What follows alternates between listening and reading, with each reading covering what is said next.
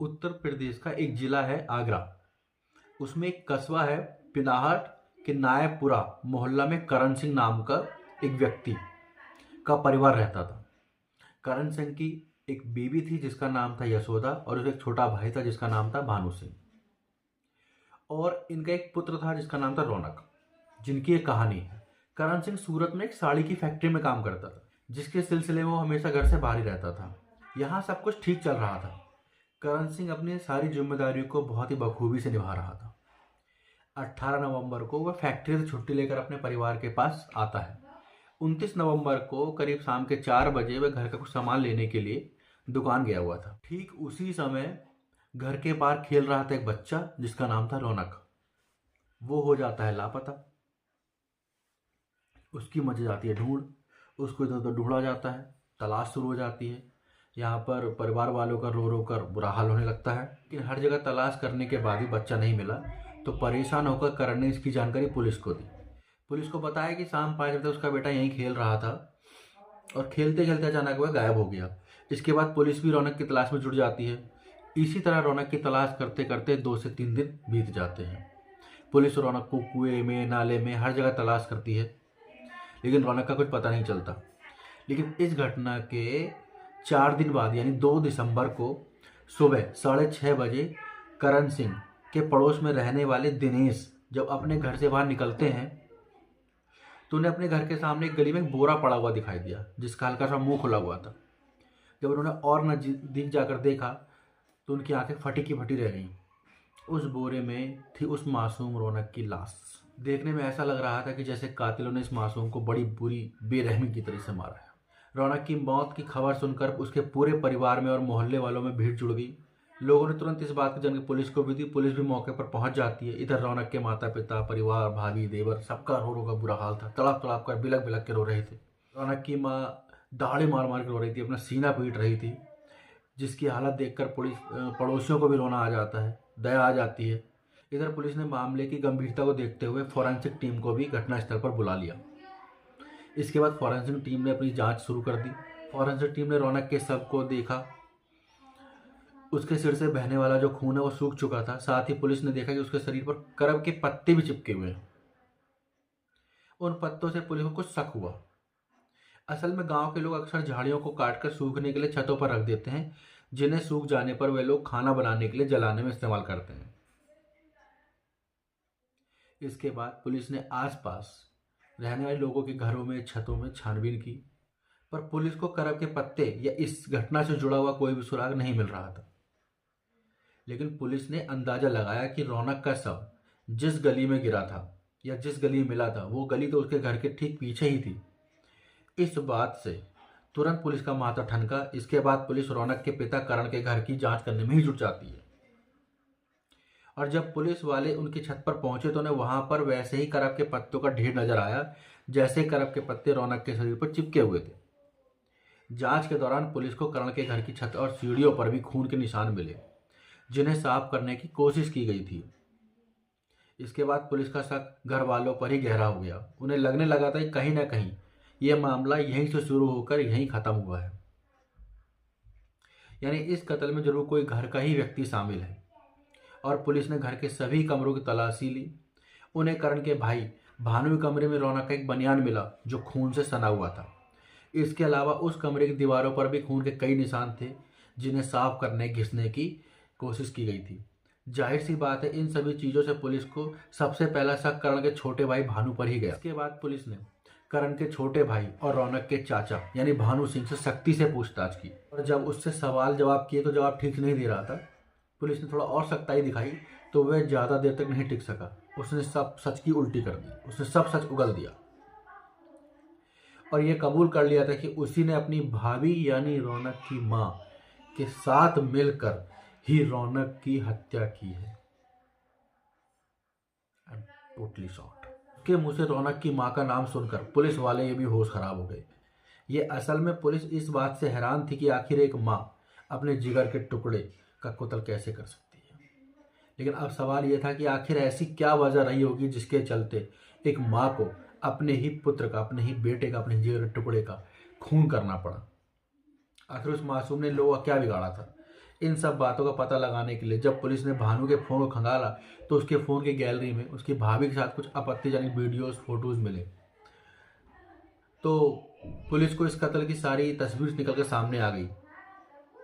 अब ये जानना जरूर था कि आखिर ऐसा क्या वाक्य रहा होगा, ऐसी क्या वजह रही होगी जिसकी वजह से अचानक एक माँ को ही अपने बेटे का कत्ल करना पड़ा। जब इस बारे में उन दोनों से पूछताछ की गई तो भानु ने बताया कि उसका बड़ा भाई अक्सर बाहर ही रहता था, जिस वजह से भानु की अपने भाभी यानी रौनक की माँ से नज़दीकियाँ हो गई और इन दोनों में प्रेम संबंध जुड़ गए। अब ये देवर भाभी की तरह ना रहकर एक पति पत्नी की तरह ही रहते थे, लेकिन जब उनका भाई करण घर आता है तो दोनों को थोड़ा दूर दूर रहना पड़ता है।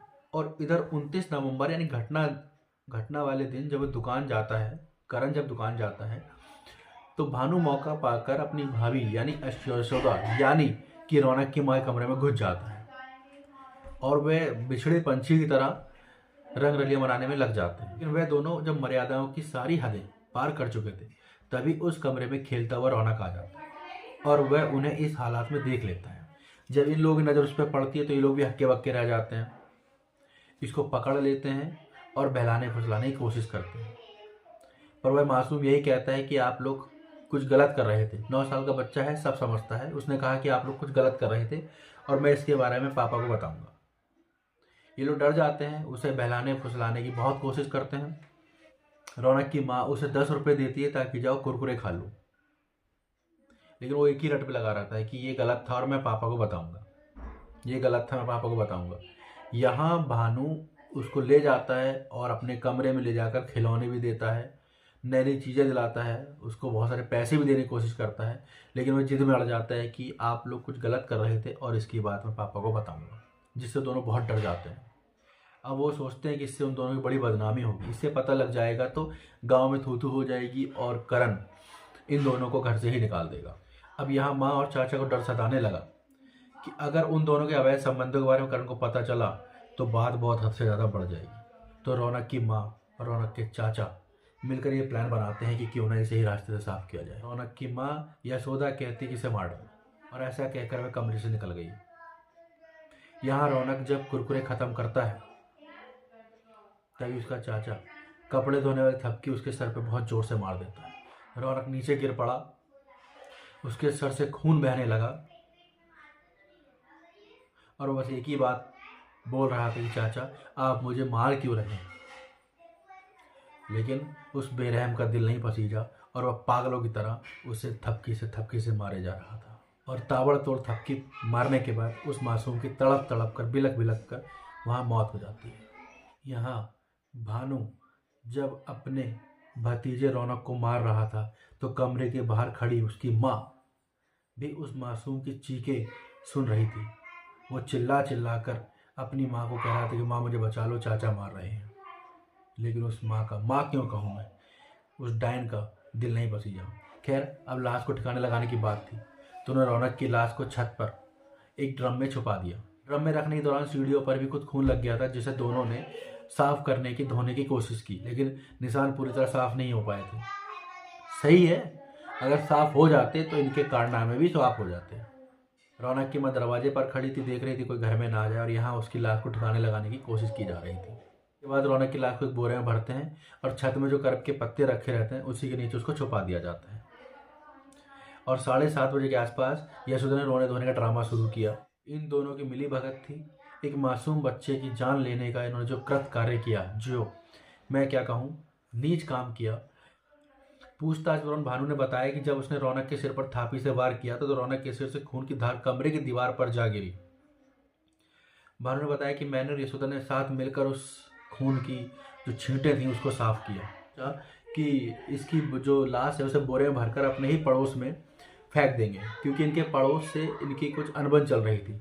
सारे पड़ोसी जानते थे कि इनकी आपस में नहीं बनती है, जिसलिए सोचते थे कि हमारा ये काम भी हो गया है और ये लाश उनके घर मिलेगी तो वो लोग भी फंस जाएंगे, इसलिए एक तीर दो निशान हो जाएंगे। भानु ने बताया कि उसकी मौत के बाद उसको फेंकने का मौका नहीं मिल रहा था, तो करीब 3 दिन तक ये लाश छत पर ही रखी हुई थी। करण ने अपनी पत्नी को बताया कि अब बहुत हो चुका है, मैं आगरा के कमिश्नर से जाकर बात करूंगा, डॉग स्क्वाड लाकर अपने बेटे को ढूंढूंगा। यह सुनकर यशोदा कांप जाती है और वह भाग कर जाती है और भानु को बताती है कि अब डॉग स्क्वाड आएगी और वह बच्चे को अपने ही छत पर ढूंढ लेगी तो मामला बिगड़ जाएगा। तो सोचते हैं कुछ भी हो जाए, इस लाश को, रौनक की लाश को आज ही घर से बाहर निकालना होगा। और प्लान के अनुसार 1 दिसंबर की सुबह करीब 4 बजे यशोदा चार्जिंग के बहाने छत पर जाती है और भानु घर के पीछे वाली गली पर पहुंच जाता है। फिर वह उसे रस्सी से बांधकर नीचे लटकाती है, जिससे भानु उस बोरे को खोलकर गली पे खुला छोड़कर भाग आता है और दोनों चुपचाप घर पर आकर नॉर्मल हो जाते हैं। जिसके बाद पड़ोसियों ने लाश देखी और हड़कंप मच गया। अपने बच्चे के शव को देखकर यशोदा ने यहाँ पर रोने धोने का, तड़पने का, बिलखने का ढोंग रचा। पड़ोसियों का कहना है कि रौनक अपनी माँ का लाडला था। पिता तो काम काज के लिए हमेशा सूरत बाहर ही रहता था, तो रौनक के लिए उसकी माँ ही उसके माता पिता थे, सब कुछ थे। जब वह स्कूल से आता था अपनी माँ से चिपट जाता था। उसकी माँ उसको हर चीज़ दिलाती थी, उसके पिता की कमी उसे कभी एहसास नहीं होने देती थी। कहते थे रौनक 9 साल का हो गया था लेकिन खाना अपनी माँ के ही हाथ से खाता था। और यहाँ इस माँ ने माँ के नाम को कलंकित कर दिया। फिलहाल उन दोनों को अरेस्ट कर लिया है, चार्जशीट बनाई है, उन्हें अदालत में पेश किया है और जेल में भेज दिया है। दोस्तों, इस तरह की घटना से मैं खुद मेरे खुद रोंगटे खड़े हो गए हैं। तो ऐसी ये कहानी बताकर आपकी भावनाओं को ठेस पहुंचाना या आपको परेशान करना मेरा उद्देश्य नहीं है।